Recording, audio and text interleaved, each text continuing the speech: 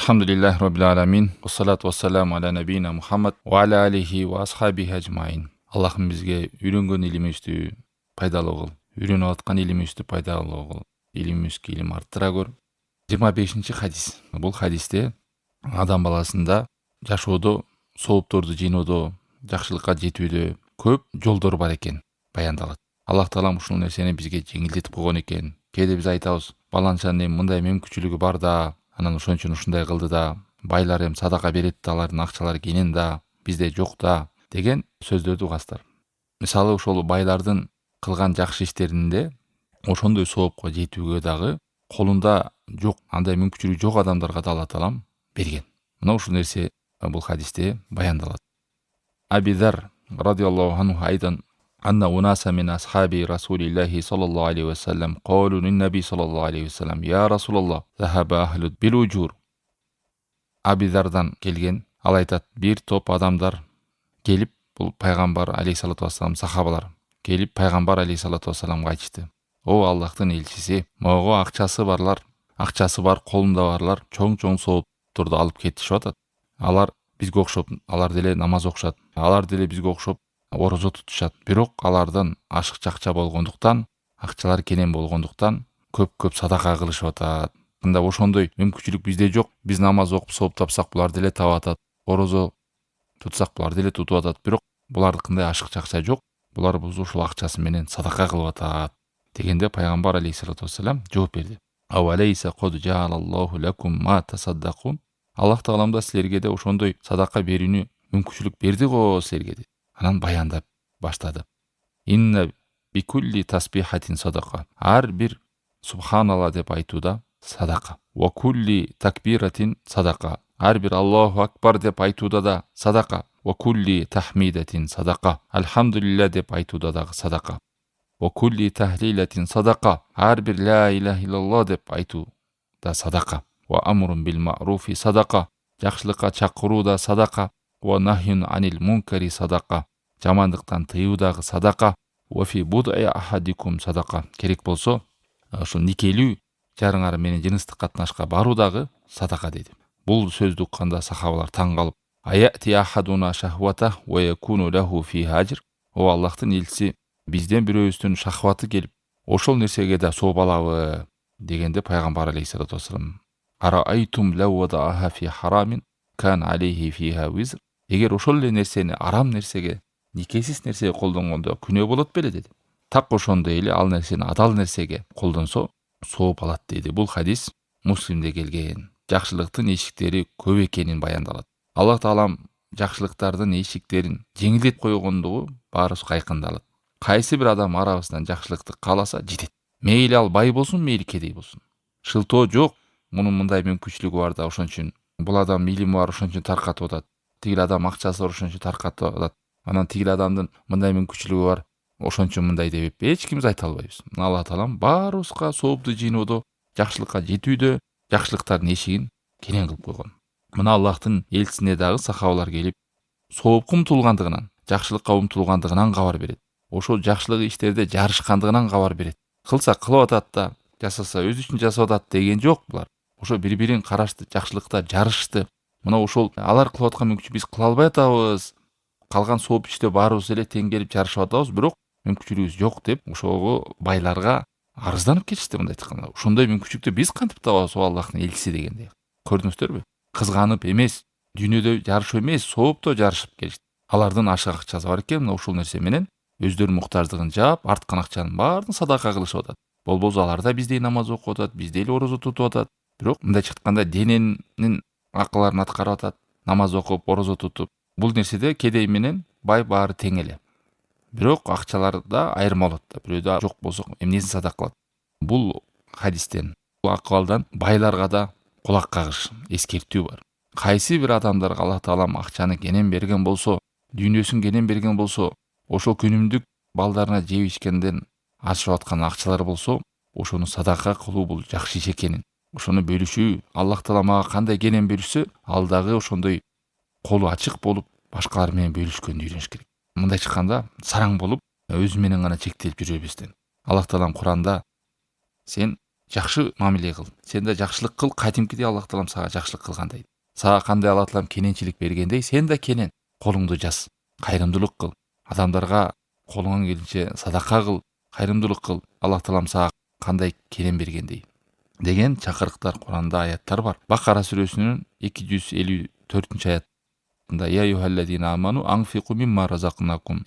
Эй иман келтирген адамдар, биз силерге берген ырыскыдан бөлүп садака кылгыла, бөлүп чыгаргыла, кайрымдуулук кылгыла деген аяттар. Кыскасы бул дүйнөдө адамдын бул акчаны жыйноо эле максат эмес экен. Ошодон өзүнүн муктаждарын бүтүрөт, ашкан акчаларын муктаждарга берип кайрымдуулук кылат. Ал эми кимде ким акчаны жыйнап алса, бул кадимкидей жана складка ундарды, продуктун жыйнап, билесиздер да, айлап жылдап желбей кетсе эмне болот? Чирейт, сасыйт. Ошентип өзү да пайдаланбайт, башкалар да пайда көрбөйт. Кудум ушундай акчаны жыгып жыйнап алгандар, зекетин, садакасын бербегендер, Аллах сактасын, өмүр бою ошону коргоп өтөт, бирок эч кандай пайда албайт. Же акыретине сооп жыйнабайт ал менен, же башкалар дагы пайдаланбайт. Керек болсо ушундай сараңдык адамга алып барат, өзү да пайдаланбайт.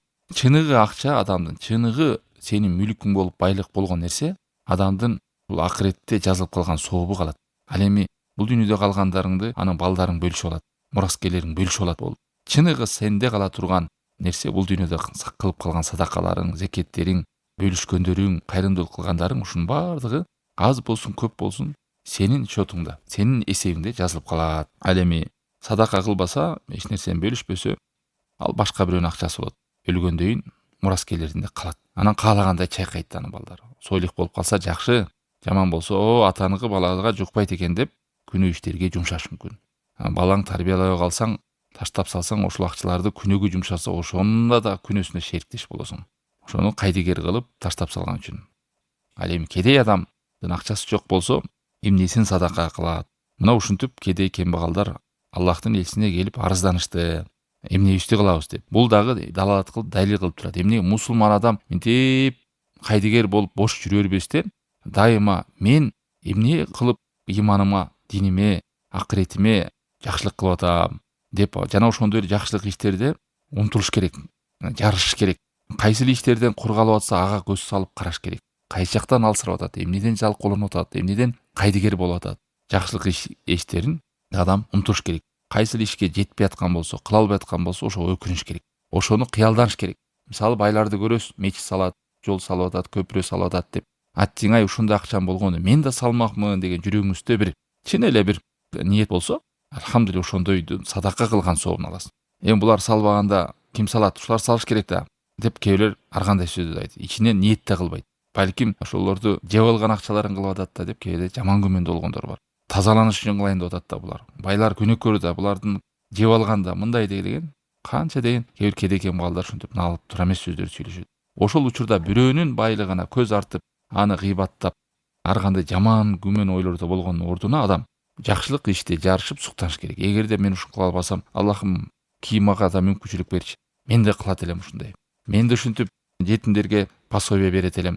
Мүмкүнчүлүгүм болсо, мен дагы ушинтип үй салып берет элем, көпүрө салып берет элем деп адам кыялданса, мына ошол соопко ээ болот адам. Айрым учурда бузук иштерди көрүп адамдар, кээ бир байлардын акчаларды туура эмес чачып, кутуп жүргөндөрүн көрүп, балким ушундай кыялданса, мен да ушинтип күнөөкөр болот элем. Дүйнөнү саякаттап, ар кандай бузук иштерди жасайт элем десе, Алла сактасын, ошондой күнөөнү алып таба берет адам. Адамдын ою, кыялы кандай? Жакшылык ойлосо жакшылык, жамандык ойлосо жамандык. Бул дүйнөнү да пайгамбар алейхиссалату вассалам сүрөттөгөн. Ушул дүйнөдө, бул үммөттө адамдар төрткө бөлүнөт. Биринчи топто адам бар.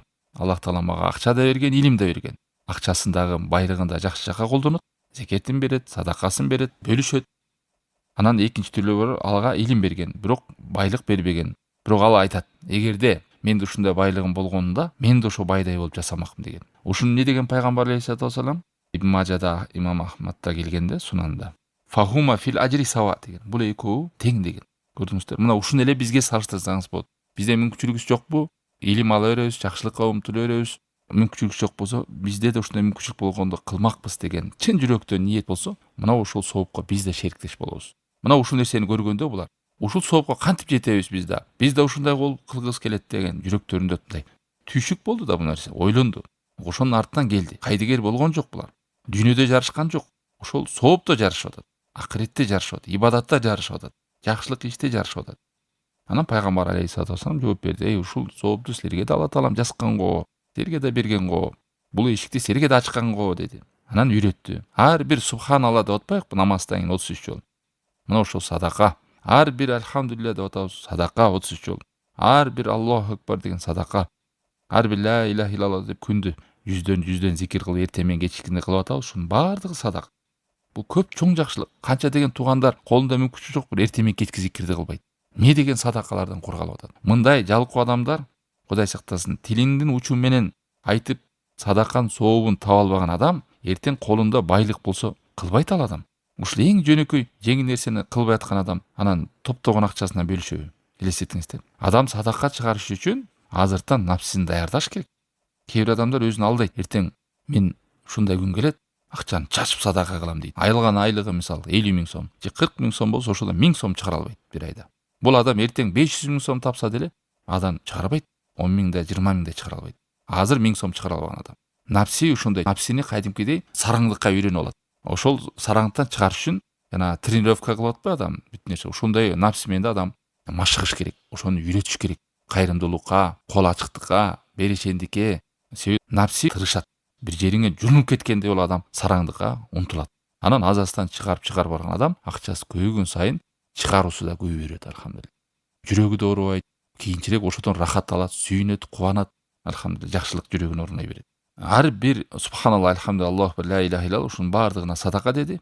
Эч кандай акчаң болбосо эле мына ушул байлар топтогон садаканы сен алып атасың. Эми чын эле ушул нерсени биз кылып атабызбы? Берилип намаздан кийин зикирлерди орунду кылып аткарабыз. Эртең мененки кечки зикирлерди аткарып атабызбы? Жанагындай убакытка байланбаган зикирлер бар күндө. Кимде ким ла илаха иллаллах вахдаху ла шарика ла, лахул мулку ва лахул хамду ва хуа аля кулли шейин кадир 100 жолу айтып атабызбы? Субханалла ва бихамдихи 100 жолу айтып атабызбы? Мына ушу тилибиздин учуна байлап койгон чоң садакалар, чоң соопторду кылып атабызбы деген суроо ар кимибиз өзүбүзгө бериш керек. Ла илаха иллаллах айтып атабыз. Мына ушунун баары садака. Садаканын сообу. Бул ар бир байлыгы жок, мүмкүнчүлүгүм жок. Мен да мындай тоону тоңкормокмун, мындай жумушту кылып салмакмын деп баарыбызга эмне далил? Өзүбүздүн жүзүбүздү билсек болот ушу менен. Эртең бай болсоң кыла аласың ушуну. Садаканы чыгара аласың. Азыр тилиңдин учу менен жеңил боло турган нерсени аткара албай аткан адам андан чоңду кандай кылат? Жакшылыкка чакырганың да садака, жамандыктан тыйганың да садака. Бир тууганыңа бир билген жакшылыгыңды бөлүшүп атасыңбы? Бир тууганыңа билген бир жамандык деген нерсеңди тыйып атасыңбы? Же анын назарынан койчу тынч эле жүрөйүн, дагы бир нерсени сүйлөйт деп канча жылдап катасын билсең деле, адашуусун билсең деле же эскертпей жүрөсүңбү?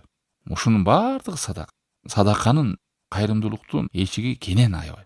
Жакшылыкка чакыруу маруф деп койгон. Эмнеге? Себеби бул дагы жакшылык иш. Маруф деп аталган себеби адамдын туура табияты таза болсо, ал нерсени танбайт, тааныйт. Ар бир жакшылык иште адамдын жүрөгүндө мындай жакшы экенин сезет. Өлөйүн деген жана кыйшык сүйлөгөн отко айдаса бокко качкан адам эле тетир сүйлөсө, намазды көргөн адам, орозону көргөн адам, садаканы көргөн адам, зекетти көргөн, жакшылыкты көргөн адам табияты таза болсо, булганбаган тааныйт. Ошондой эле жаман ишти дагы ар бир адам билет жаман экенин. Мункар терс ишти тыюу деген сөз ушу ар бир Кудайга күнөө боло турган иш дагы адам напси тааныйт анын туура эмес экенин. Бир тууганыңан аракты көрсөң, насыбайды, тамекти, кредитти, ушактаганын көрсөң, калп айткан, жалган айткан, кыянат кандай жаман нерсе экен, ушунун шариятта тыйылганын, бул иш менен адам жакшылыкка барбай турганын эскертип жүрүш керек. Жамандыктан тыюу, жакшылыкка чакыруу бул дагы эмне экен? Чоң мүмкүнчүлүк, исламдагы эң улуу иштерден болуп саналат. Канча билген нерсебиз бар, жөнөкөй билген нерсени жакындарыбызга чакырып атабызбы деп. Али Имран 110 аятта Алла таалам айтат: Кунтум хайру умматин ухриджат линнас та'муруна бил ма'руф ва танхауна анил мункар ва ту'минуна билlah. Силер жакшы үммөт болдуңар, адамдарга чыгарылган, жакшылыкка чакырасыңар, жамандыктан кайтарасыңар деп Аллахка ишенгенибиз, ыймандуу болгонубузду жана эң көзгө басар кадамыбыз жакшылыкка чакырган, жамандыктан тыйганыбыз. Анан берде айта турган, ошол жакшылыктын жакшылык экенин билиш керек чакырганда, жамандыктын жаман экенин билиш керек тыйганда. Кээ бир адамдар билбей чакырып алат. Бир нерсени буйрук деп чакырат, ал буйрук эмес. Бир нерсени арам деп айтат, ал арам эмес. Ошон үчүн эмнеге чакырып атканын адам илимдин негизинде кылыш керек. Так анык билип. Хада фихи та'аддил хайр минал инсани ила гайри. Мына ушинтип жакшылык таркайт адамдарга. Эгер жакшылыкка чакырбасак, жамандыктан тыйбасак, кантип таркайт? Ушинтип өзүң да оңолосуң, башка бирөөнүн да оңолушуна себепкер болосуң. Эгерде бир адамга жакшылыкты үйрөтүп койсоң, жамандыктан тыйып койсоң, ошол адам жакшылык умтулса, жакшылыгынан кемөй сага келе берет. Бул дагы чоң садак. Жамандыктан тыйылып калса, бул дагы сага садака. Керек болсо алымдар айткан, бул садакадан да чоң сооп деген. Бир адамдын жаман ишинен арылышына, токтолуп калышына себепкер болушуң, бир адамдын намазга түшүп калышына себепкер болуп калсаң, бир адамдын ширктен арылышына себепкер болуп калсаң, шайтанга, дүйнөгө, Аллахтан башка бир нерсеге кул болуп жүргөн адамды Аллахка кул болушуна себепкер болуп калсаң, бул жанагы акча берип курсагын тойгузгандан дагы улуу сооп. Аны менен сен бүгүн тойгузасың, эртең ачка болот. А бул менен сен тозоктон сактайсың адамды. Түбөлүктүү бактысыздыктан сактайсың. Эки дүйнөдөгү бактысыздыктан сактайсың. Канча жаныбызда турган жакшы иштерден биз кайдыгери болуп калабыз, Алла сактасын. Анан байларды карап туура эмес сөздөргө баргандар. Жакшылыкка чакырып, жамандыктан кайтаруунун сообу өтө чоң. Коомго өтө пайдасы чоң. Эми бул ар бир адамдын өзүнүн мүмкүнчүлүгүнө жараша. Эч ким айта албайт. Мен жакшылыкка чакыра албайм, жамандыкка кайтара албайм деп. Ар бир адамга Алла Таалам ар кандай мүмкүнчүлүк берген. Хадисте айткандай, силердин араңардан кимгер бир жаман ишти көрсөңөр, колуңар менен кайтарсын деген. Эгер колуң менен кайтара албасаң, тилиң менен кайтара албасаң, жүрөгүң менен. Мына бул эң ыйман алыстыгы деген. Кол менен кайтаргандар бул жана ата-эне өзүнүн балдарында власти бар кайтара алат. Бийлик, эл башчылар кайтара алат. Мисалы, бир зынаны запрет кылып, ошону мыйзамдарды иштеп чыгып туруп, түрмөгө камай тургандай кылып коет. Ошондой кол менен кайтара тургандай. Власть менен, күч менен. Күчү жетпегендер эмне менен кайтарабыз? Тилибиз менен кайтарабыз. Эскертебиз. Анан тилиң да жок болсо, кайтара албасаң, билбесең, жок дегенде ушу жаман ишти эмне кылыш керек? Жүрөгүң менен жаман көр. Коштоп, колдоп. Жамандыкты тыюуда, жакшылыкка чакырууда баарынын өзүнүн үлүшү бар. Бирөө тили менен, бирөө колу менен, бирөө жүрөгү менен. Жок дегенде шерик болбо. Кери ушак айтып жалган айтса, деп колдоп угуп отурат. Укпай кетип калбайт же токтотпойт. Жүрөгү менен да жаман көрбөйт. Бирөөнүн жамандап атканын билип атат, кулагын тыңшап отурат. Эгерде сен чын эле жүрөгүң менен жаман көргөндө, арак ичкен адамдар менен отурбайт элең. Чын эле жүрөгүң менен жаман көргөндө, ушактап атканда угуп, кулак төшөп отурбайт элең. Алыстамак элең, же сөзүн токтотот элең. Шерик болбо, коштобо, колдобо жамандыгын. Сөзсүз аны үчүн эмне кылыш керек? Эң слабый дегенде аны менен отурба. Кулак төшөбө, аралашпа, колдоба, шерик болбо бир күнөө ишке деген сөз. Анда кыла албасаң, жок дегенде алыста. Өзүңдү куткар. Кайсы бир адамдын күнөө ишинде кулак төшөп, колдоп отурган шерик болот күнөөсүндө. Кудай сактасын. Бул нерсе эмнеге хадистен тиешелүү болду? Биз пайгамбар алейхиссалату вассалам садаканын жолдорун айтып берди жеңилдеп. Субханалла, алхамдулиллах, ла иляха иллаллах. Анан эмне келди? Ар бир жакшылыкка буйруу садака, ар бир жамандыктан кайтаруу садака деген жерине келип, ошого токтолдук. Эмне түшүнөбүз будан? Жакшылыкка чакырууда, жамандыктан кайтарууда ар бир адамыбыздын илимибизге жараша, мүмкүнчүлүгүбүзгө жараша үлүшүбүз бар экен. Карапайым адамдар жок дегенде жүрөгүң менен жаман көр айлана. Жок дегенде жүрөгүң менен жаман көр. Коштоп, колдоп отурба. Муну менен жок дегенде өзүңдү сактайсың да. Жок дегенде өзүңдү сактайсың. Анан хадистин аягында эмне деди? Офи буд ахадикум садака. Керек болсо шахватыңарды жоюу, жыныстык катнашка барыңарда садака деди. Бул Алла Таалам адам баласына ошондой шахватты берген. Эркек болсун, аял болсун, адам баласында бар. Алла Таалам муну сынап берди. Бул адамдын пайдасында. Ушул менен урпак таркайт. Көптөгөн жанагындай бузук иштерден оолак болот. Ошол нерсени эгер адам никелүү Аллах Таалам көргөзүп берген шариаттын жолу менен корото турган болсо шахватын, ага сооп алат. Ошон үчүн Алла Таалам ушу жуп-жуп кылып адам балдарын аял эркек кылып жараткан. Момин аятиян халакалакум минан фусикум ажважа. Алла Тааламдын аяндарынан силерге өзүңөрдүн напсиңерден, жаныңардан жуп кылып жаратты.